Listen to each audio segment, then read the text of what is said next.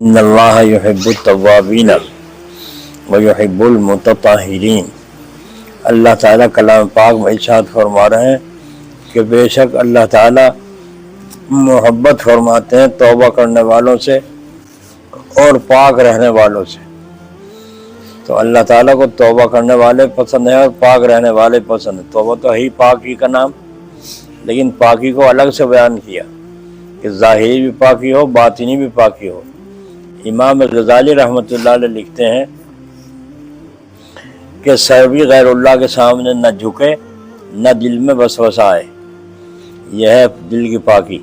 نہ تو ظاہر میں جھکے پاک سر، اور نہ وسوسہ دل میں آئے غیر اللہ کی طرف سے، تو یہ ہے اندر کی پاکی۔ بعد میں فرمایا کہ اس سے مراد ہے باوضو رہنا۔ جو آدمی باوضو رات کو سوئے گا، رات کو اگر موت آ گئی تو قیامت کے دن اللہ تعالیٰ شہیدوں کے ساتھ اس کا حشر فرمائیں گے۔ وضو کر کے سفر میں جائے گا، اگر ایکسیڈنٹ ہو گیا، کہیں موت آ گئی تو شہادت کی موت مرا۔ اتنا بڑا نفع ہے اس طرح سے جو ہے پاک رہنے میں۔ تو وَإِنَّ اللَّهَ يُحِبُّ التَّوَّابِينَ، گنہگار تو ہم سبھی ہیں، کوئی کم ہے کوئی زیادہ ہے۔ ایک آدمی جنگل میں رہتا تھا پہاڑوں میں، ایک طالب علم بھاگ کے مانگنے لگے پہاڑوں میں، وہ دیکھا وہاں تو وہاں اچھا کھانا اچھا پینا مل رہا ہے، وہاں اس کے پاس رہنے لگا۔ تو ایک دن اس نے کہا طالب علم نے کہ حضرت یہ آنکھ کے اوپر کیا باندھ رکھی ہے آپ نے، پٹی سی کیوں باندھ رکھی ہے؟ تو آپ نے فرمایا تو طالب علم ہو کر قرآن نہیں پڑھا تو نے؟ جی پڑھا ہے۔ فرمایا اللہ تعالیٰ فرما رہے ہیں ان اللہ لا يحب المسرفین، اللہ تعالیٰ فضول خرچی کرنے والوں سے محبت نہیں فرماتا۔ تو فرمایا یہاں یہ تو ٹھیک ہے، پھر یہ آپ نے آنکھ میں پٹی کیوں باندھی؟ فرمایا دو آنکھوں سے دیکھنا، اب ایک آنکھ سے میرا کام چل رہا ہے تو ایک آنکھ کو کیوں فضول خرچ کیا، اس لیے میں نے اس کے اوپر پٹی لگا کر دی، گوند لگا کر کے اور پٹی کی ٹکیا بنا کر اس پہ لگا دیے تاکہ ایک آنکھ بند رہے، ایک آنکھ سے فائدہ حاصل کرتا رہوں، فضول خرچی نہ ہو جو اللہ کو ناپسند۔ طالب علم نے کہا حضرت میں نے تو یہ سنا ہے وضو میں اور غسل میں چہرے کا دھونا بھی فرض ہے، اگر بال برابر بھی کہیں جگہ خامخواہ خشک رہ گئی تو نہ غسل ہوگا نہ وضو ہوگا نہ نماز ہوگی، میں تو یہ سنا ہے۔ اب ان بزرگ کی آنکھیں کھلی تو کتنے مطمئن تھے اپنے عمل پہ کہ میں بڑا اچھا کام کر رہا ہوں، لیکن جب آنکھیں کھلی صحیح علم سامنے آیا تو انہوں نے کہا اچھا تو جا کے تو علم حاصل کر اور مجھے آ کے بتا، اگر آج علم نہ ہوتا میں تو مارا گیا تھا، اگر تو علم والا میرے پاس نہ آتا تو میں مارا گیا تھا۔ اسی لیے آدمی بے فکر کب ہوگا؟ بے فکر جب ہوگی جب کہ راستہ صحیح ہو، حساب کتاب صحیح ہو تو بے فکری ہے، اور حساب کتاب صحیح نہیں ہے تو بے فکری کہاں ہے؟ اسی طریقے اگر کوئی غلطی ہو جائے، گناہ ہو جائے تو جب تک صاف نہ ہو جائے طبیعت، جب تک پیچھے نہ چھوڑے، چپٹا رہے، اللہ تعالیٰ کو راضی کرنے کی فکر میں لگا رہے۔ یہ پتہ کیسے چلے گا میری توبہ قبول ہو گئی؟ دل خوش ہو جائے گا، دل خود گواہی دے دے گا کہ اب تیرا گناہ معاف ہو گیا، دل کے اندر سے نور کی فواریں چلنی شروع ہو جائیں گی، اور اس کی ترکیب بہت سی ہیں، صدقہ کرنا ہے، یہ نفلیں پڑھنا ہے، اور استغفار کا پڑھنا ہے، اللہ کا نام لینا ہے، آنسو بہانا ہے۔ جب یہ کیفیتیں پیدا ہوں گی تو وہ گناہ کی نحوست دھلنی شروع ہو جائے گی، جب وہ دھل جائے گی تو دل کلی کی طرح، گلاب کی طرح کھلنا شروع ہو جائے گا، اور جب تک یہ نہ ہو تو دل کے اندر اداسی، دل کے اندر اندھیرا پن یہ موجود رہے گا، تو یہ نشانی اس بات کی کہ تیری توبہ قبول نہیں ہوئی۔ تو توبہ قبول ہونے کے لیے اس کے اسباب بھی پیدا فرمائے۔ جب آنکھوں سے آنسو نکلنے لگے توبہ میں، سمجھو کہ توبہ قبول ہو گئی، اور جب تک آنسو نہ نکلے زبانی جمع خرچ ہے تو یاد رکھو توبہ قبول نہیں ہوئی، اور نہ تیرا اللہ تعالیٰ کے یہاں سے ابھی فیصلہ ہوا ہے، ابھی تجھے لٹکا دیا گیا ہے، اور ہو سکتا ہے اس کا بدلہ آگے چل کر بھگت پڑے اگر تو اب معاملے کو صاف نہیں کرے گا۔ اس لیے بزرگان دین کچھ صدقہ کرتے ہیں، کبھی نفلیں پڑھتے ہیں، کبھی استغفار پڑھتے ہیں، کبھی آنسو بہاتے ہیں، کبھی دوسرے بزرگوں سے کہتے ہیں۔ وہاں دیوبند میں حضرت قائی حفظ الرحمان صاحب رحمۃ اللہ علیہ تھے، تو کچھ گاؤں کے لوگ پہنچے، جا کے کہا حضرت دعا فرمائیے ہمارے حق میں، ہمارے واسطے۔ تو حضرت نے فرمایا بھائی میں دعا کے قابل کہاں؟ فرمایا کیوں جی؟ फरमाया मैं तो बहुत बड़ा गुनहगार हूँ, बहुत बड़ा गुनहगार हूँ। उन गांव के लोगों ने सुन रखा था गुनाहों का इलाज इस्तगफार है, तो कहने लगे इस्तगफार पढ़ा करो, तो तुम बहुत बड़ा गुनहगार हो तो इस्तगफार पढ़ा करो। फरमाया अच्छा भाई इस्तगफार पढ़ लिया करूँगा। तो उन्हें ये समझ नहीं कि ये कैसे लफ्ज़ हैं, ये आजिज़ी के लफ्ज़ हैं कि मेरे पल्ले कुछ सौदा नहीं है, मैं तो खुद गुनहगार हूँ। तो गुनाहों से बचना और गुनाहों से पाक रहना भी ज़रूरी है। गलती हो जाए, अगर कपड़े पे धब्बा लग जाए तो धोना ही से धोना चाहिए, और फिर साफ़ ना हो तो फिर साबुन लगा के रगड़ो, फिर साबुन ना हो तो ब्रश से रगड़ो, फिर भी साफ़ ना हो तो ब्लीच से लगा के रखो, उससे रगड़ो, तो अब साफ़ हो गया, हाँ अब निखरा है कपड़ा। तो जब कपड़ा निखरने में इतनी मुशक्क़त उठानी पड़ती है, तो गुनाहों का धब्बा जो दिल पे लगा है उसको धोने में भी दिक्कत पेश आती है और मेहनत उठानी पड़ती है, ताकि अल्लाह ताला उस गुनाह के धब्बे को माफ़ फरमा दे। हदीस शरीफ में फरमाया गया, जब आदमी गुनाह करता है तो एक सियाह नुक्ता उसके दिल पर लगा दिया जाता है, अगर तौबा कर ले तो धुल जाता है, वरना वो स्याही का नुक्ता फैलना शुरू हो जाता है। फिर दूसरा गुनाह किया, फिर नुक्ता लग गया, यहाँ तक कि इसका दिल सियाह हो जाता है, फिर खैर की बात इसके दिल पे असर करती नहीं। कितना समझा लो, पढ़नाला वहीं पड़ेगा जहाँ पंचों की बात से माथे पे पढ़नाला पड़ेगा वहीं, तो ये हालत उसकी हो जाती है। इसलिए तौबा ज़रूरी चीज़ है और फ़िक्र आखिरत ज़रूरी चीज़ है, अल्लाह के सामने पेशी होनी है। जी यूँ फरमाया, जब आदम अलैहिस्सलाम ने से पूछा जाएगा क़यामत के दिन कि बोलो तुमने गेहूँ क्यों खाया था, जब हमने मना किया था क्यों खाया था, तो फरमाया आदम अलैहिस्सलाम फरमाया क़यामत के दिन कहीं मुझसे गेहूँ का सवाल ना कर ले अल्लाह ताला कि तूने क्यों खाया था, जब हमने मना किया था, इसके पास न जाइए, क्यों गया था मैं। तो इसलिए आप हज़रत दाऊद अलैहिस्सलाम रोया करते थे और यूँ कहा करते थे, या रब्बी नफ्सी या रब्बी नफ्सी, कहीं मेरे से सवाल ना हो जाए। तो देखो गुनाह तो माफ़ हो गया था, 40 साल तो वैसे रोते रहे, छोटे छोटे चश्मे बहने लगे थे, इतना आंसू बहते थे आदम अलैहिस्सलाम। 60 गज का तो कद था।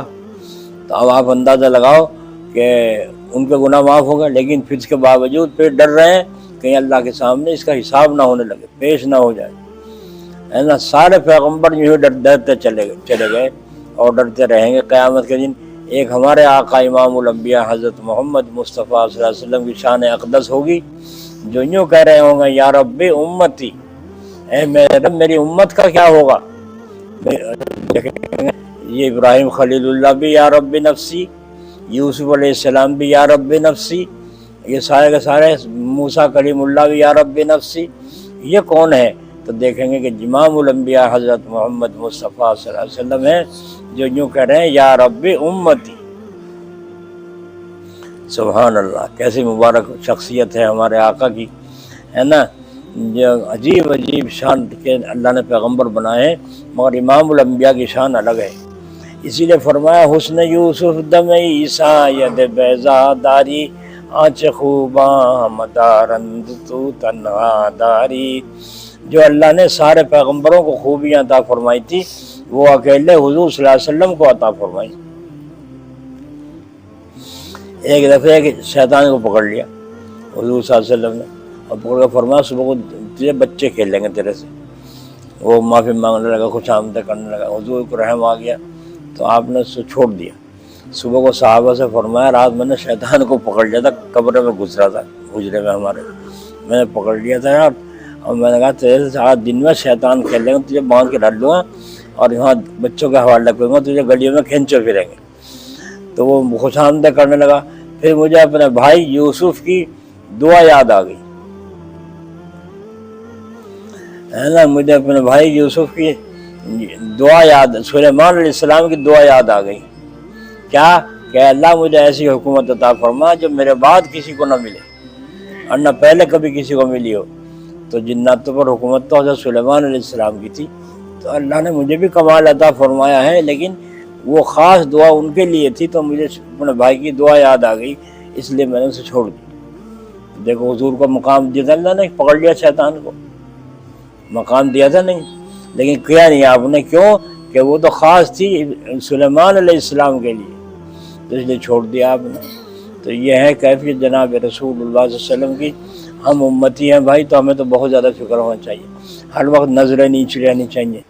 اور ایک خوبی یہ ہونی چاہیے ہماری اندر، اگر اپنے کو گنہگار سمجھتے ہیں، کسی مسلمان کو اپنی آنکھوں سے غلط کام کرتے ہوئے دیکھ لو، جب بھی اس کو حقیر اور اپنے کو اچھا نہ سمجھو۔ کتنا بھی کوئی بے نمازی ہے، تم نمازی ہو، تہجد گزار ہو، کبھی بھی گھمنڈ نہ کرنا، بلکہ یوں دیکھنا کیا خبر ہے کل کو میں بے نمازی ہو جاؤں اور یہ توبہ کر کے نمازی ہو جائے، پھر کیا ہوگا؟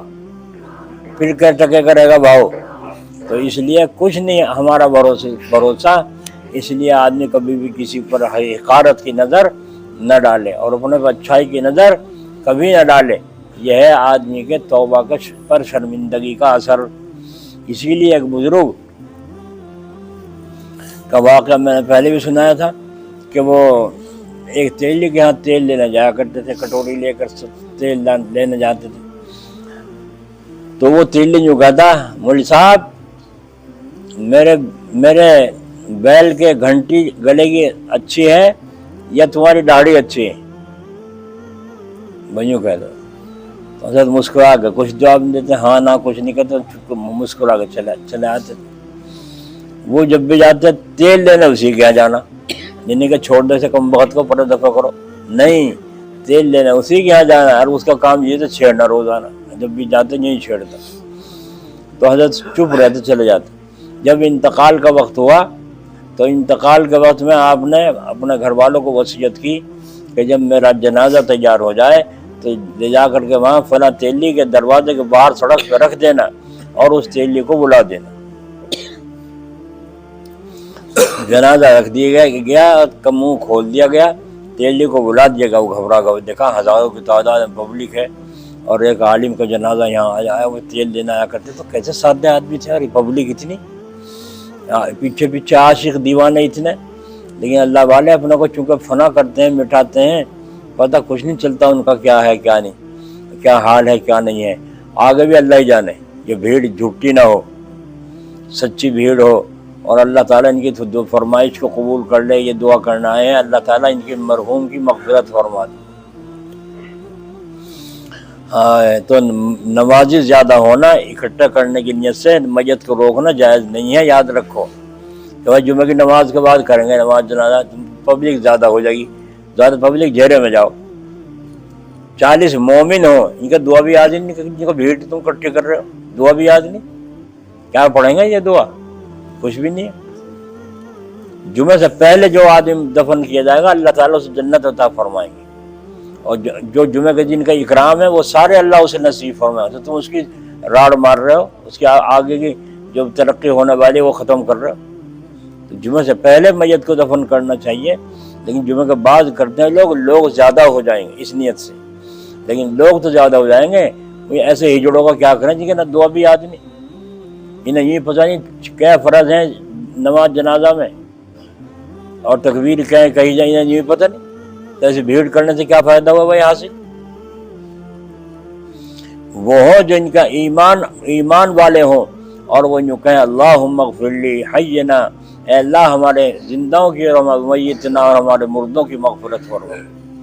اور اول تو آج کا دور ایسا ہے، وہ نمازی کتاب میں چھپی ہوئی ہے میتنا و شاہدینا و غائب، بس ایک لفظ ہے میتنا، بس وہی پڑھتے ہیں اور کچھ بھی نہیں۔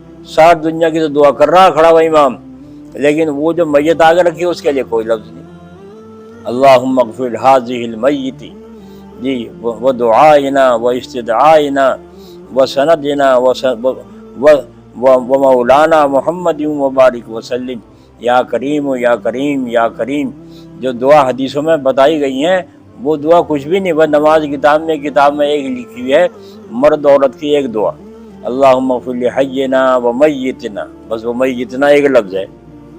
تو اس نے بھیڑ اکٹھی کری اور ایک دعا پڑھی وہ میتنا، بس ہو گیا کافی، ساری میت کے لیے دعا ہو گئی، کچھ بھی نہیں پڑھتے، نہ خبر کہ کون سی دعا پڑھنی چاہیے میت پہ، کون سی نہیں پڑھنی چاہیے، بس اللہ اکبر، ٹھیک ہے، 4 تکبیر ہو گئی، فرض ادا، جاؤ اپنا اٹھاؤ جنازہ دفن کرو۔ تو جمعے سے پہلے دفن کرنا چاہیے۔ تو ان بزرگ نے گردن اٹھائی اور اپنی داڑھی پہ ہاتھ پھیر کے یوں فرمایا، میں تیری بات کا آج جواب دیتا ہوں، الحمدللہ تیرے بیل کی گھنٹی سے میری داڑھی اچھی ہے۔ یہ کہہ کے پھر لیٹ گئے۔ جنازہ اٹھا کے لے گئے، بھائی کیا معاملہ تھا؟ تیرے لیے بڑا شرمندہ، رونے لگا، ہائے ساری زندگی میں نے اللہ کے تیرے ولی کو ستایا ہے، دکھ دیا ہے، اور آج کس طرح مجھے جواب دے کے گیا کہ آج میری داڑھی اچھی ہے؟ جب کیوں نہیں جواب دیا تھا؟ اس لیے کہ پتہ کچھ نہیں ایمان پہ خاتمہ ہوگا کہ نہیں ہوگا۔ لوگ حضرت جی کہتے ہیں، لوگ مجھے فلاں کہتے ہیں، ٹھیک ہے کہتے ہیں، لیکن پتہ تو کچھ نہیں ایمان پہ خاتمہ ہوگا کہ نہیں ہوگا۔ اگر ایمان پہ خاتمہ ہوگا تو دنیا کچھ بھی کہے، گالیاں دے، کافر کہے، کچھ بھی، کچھ فرق نہیں۔ اور اگر دنیا مجھے ولی اللہ کہے، قطب ابدال کہے، اور ایمان پہ خاتمہ ہوا نہیں، تو پھر جتنا مجھ سے کہا جائے گا اتنا تھوڑا ہی سارا جھوٹا ہے۔ آ رہی آواز سمجھ میں نہیں آ رہی؟ یہ ہے خانقاہ، یہ ہے اپنے کو مٹانا۔ ایک صاحب لکھے تھے، میں یوں کر رہا ہوں، میں یہ کر رہا ہوں، میں وہ کر رہا ہوں۔ میں سب کچھ کر رہے ہو، سب کچھ کر رہے ہو، میں یہ بتاؤ فنا کا مقام کون سا حاصل ہوا؟ کون سا حاصل ہوا فنا کا مقام؟ کچھ بھی نہیں۔ میں جن تو تسبیح پڑھوں، تسبیح پڑھوانے کو بھیجا اللہ نے، تسبیح پڑھانے کو تو فرشتے کافی ہیں۔ فرمایا کہ واسطے بند اطاعت کے کافی ہیں کروبیاں، فرشتے عبادت کے لیے کافی ہیں۔ جی انسان کو اللہ نے بنایا درد دل کے واسطے پیدا کیا انسان کو، ورنہ طاعت کے لیے کچھ کم نہ تھے کروبیاں۔ فرشتے عبادت کے لیے بہت کافی ہیں۔ تمہیں تصویر پڑھنے کے لیے تھوڑا ہی بھیجا اللہ نے کہ تصویر پڑھو، تمہارے تو یہ حکم فرمایا سامنے نامحرم آ رہی ہے، نامحرم آ رہی ہے یا آ رہا ہے کوئی نامحرم، نظر نیچی کر لے اس کی طرف نہ دیکھے، اس واسطے کہ میرا اللہ میری آنکھوں کو دیکھ رہا ہے، اس لیے پیدا کیا تجھے۔ فرشتوں کی گود میں لکڑی ڈال دو یا لڑکی ڈال دو، کوئی فرق نہیں پڑتا۔ فرشتوں کی گود میں لکڑی ڈال دو یا لڑکی ڈال دو، کوئی فرق نہیں پڑتا۔ تو اللہ تعالیٰ نے تم کو اس لیے پیدا، میں نے کہا لکھا کہ فنا کا مقام کتنا حاصل ہوا ہے، اور پھر فنا کے بعد فنا الفنا کا درجہ ہے، وہ اس تک کیسے پہنچو گے جب ابھی فنا کا گھاٹ ہی نہیں تم نے پانی پیا، احساس ہی نہیں ہے، خیال ہی نہیں کرتے۔ جی ایک کھیل سمجھ رکھا ہے۔ اور خانقاہ کہاں رہ گئی ہے؟ اب تو خانقاہ بھی خامخواہ ہو رہی، خانقاہ بھی جگہ جگہ کھل رہی ہیں، اور خانقاہ خامخواہ ہیں۔ حضرت خان رحمۃ اللہ علیہ کے بڑے بڑے نواب، بڑے بڑے وکیل، بیرسٹر، دنیا آتی تھی، عالم بڑے بڑے آتے تھے، اور کوئی لنگر کھانا نہیں تھا، کوئی کھانے کا انتظام نہیں تھا۔ جی بس اپنا آؤ اور رہو، سو جاؤ، کھانا ہو تو اپنا کھاؤ پکاؤ، اور اگر مہمان ہو ہمارے تو ہم دو بیویاں ہیں، تو میں کس کیا کون سی بیوی کا سبوت کروں کہ وہاں سے کھانا پکا کے بھیجے گی وہ؟ بس باہر کھانا لانے والے بیچنے والے آ جا کرتے تھے دروازے پر، اور حضرت نے خوراک جو طے کر رکھی تھی اسی کے مطابق پیسے دے دیا کرتے تھے، لو بھائی وہاں سے کھانا لا کے کھا لیجو، چاہے روٹی چاہے چاول جو تمہیں پسند ہو لا کے کھا لیجو۔ میں خوراک کے پیسے دے دیے اور اپنا چلے گئے حضرت بے فکر۔ اب حضرت تو ایک بیوی کا ایک یہاں، ایک بیوی کے یہاں، تو اس کے مہمان آئیں گے تو وہ سنبھال لے گی، اس کے مہمان آئیں گے وہ سنبھال لے گی، اور جو میرے مہمان آئیں گے تو کون سنبھال لے گا بھائی؟ اس لیے حضرت نے دو مکان بنائے تھے، ایک بیوی کا ایک بیوی کا۔ پیر صاحب نے فرمایا میاں اشرف علی یہ سنا ہے تمہیں دوسری شادی کر لی؟ جی ہاں۔ مکان کیا ہے؟ فرمایا حضرت دو ہیں۔ فرمایا تمہارا کہاں ہے؟ تمہارا کہاں ہے؟ اب خاموش، بھائی حضرت یہ دونوں میرے ہی تو ہیں، ایک دن ایک ہے، ایک دن کسی دن دونوں سے جھگڑا ہو گیا تو پھر کہاں جاؤ گے؟ پھر کہاں جاؤ گے؟ فوراً فرمایا حضرت خان جی رحمۃ اللہ نے، حضرت بات سمجھ میں آ گئی، مجھے بھی تیسرے مکان کا انتظام فرمایا، اور اسی مکان کی ہم نے زیارت کی ہے۔ اسی مکان میں تھانہ بھون حضرت تھانوی نے تفسیر بیان القرآن لکھی تھی، اگر وہ مکان نہ ہوتا تنہائی کا تو کہاں اتنا کام انجام دے سکتے تھے۔ دیکھا آپ نے، کمال تھے۔ اللہ تعالیٰ اپنے فضل و کرم سے ہمیں فنا کا مقام عطا فرمایا، اور فرمایا اللہ کا ذکر اتنا کرو کہ ہو فنا ذات میں کہ تو نہ رہے، تیری ہستی کے رنگ و بو نہ رہے۔ اتنا اللہ کا ذکر میں غرق ہو کہ تجھے اپنا بھی پتہ نہ رہے میں کیا رہا ہوں، کر کیا رہا ہوں۔ اس کا نام ہے فنا الفنا۔ یہ ہے فنا الفنا، فنا کی بھی خبر نہ رہے کہ میں فنا ہو گیا ہوں۔ اللہ تعالیٰ اپنے فضل سے توفیق عطا فرمائے۔